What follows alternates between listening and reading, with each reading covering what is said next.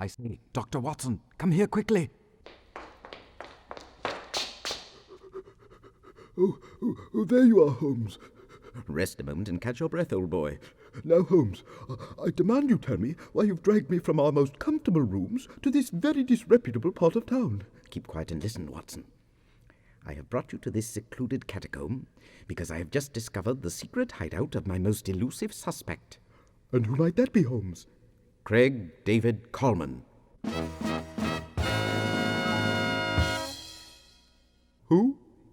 Craig David Coleman. You've heard of him. He's the man of 1,000 voices.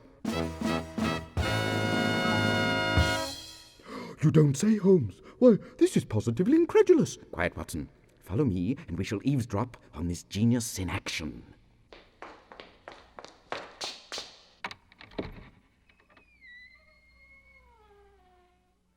Now be quiet, Watson. We've got to ease our way into this room.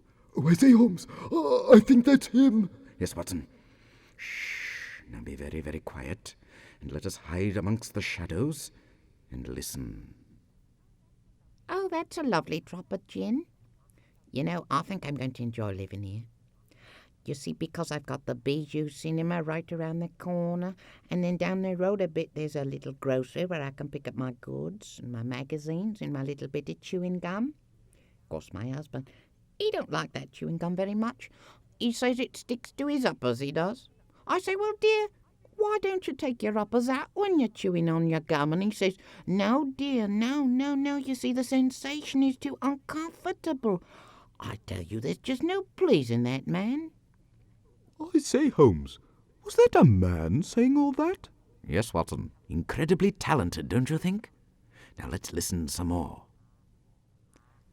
I am a professional babysitter.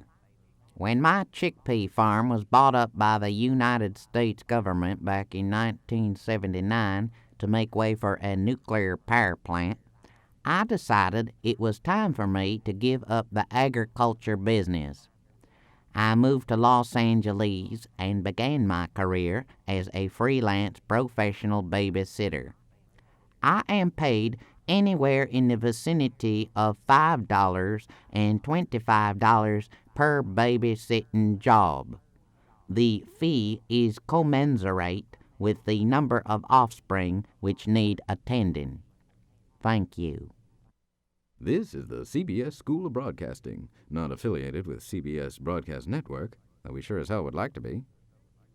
There seems to be a misconception amongst the lay public as to what exactly connotes the term lay. In 576 BC, Emperor Bonelatus decreed that the Ides of March would henceforth be celebrated as National Lay Day. This confused a large segment of the population, who misunderstood this declaration in honor of all amateurs as a license toward sensual proclivities. I don't know quite how to tell you this. Well, let me begin at the beginning. There used to be this girl, see, and she had this habit of drinking water from the swamp on her way home from school. Well, one day she drank and drank and drank and didn't even know, but she had swallowed a snake egg. Yeah, that's right.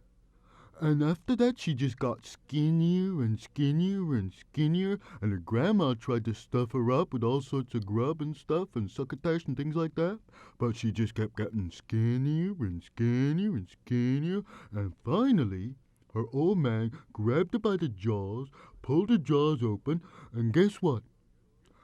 Guess who stuck a tongue out at him? Yeah, it was the snake! And it was all grown up. So they grabbed the snake by the neck, and they pulled, and they pulled, and they pulled, and she gripped the sides of the bed, see, so that they didn't pull her up, and they pulled and pulled and pulled, and that snake must have been 10 feet long. It's a true story. Yeah, take my word for it.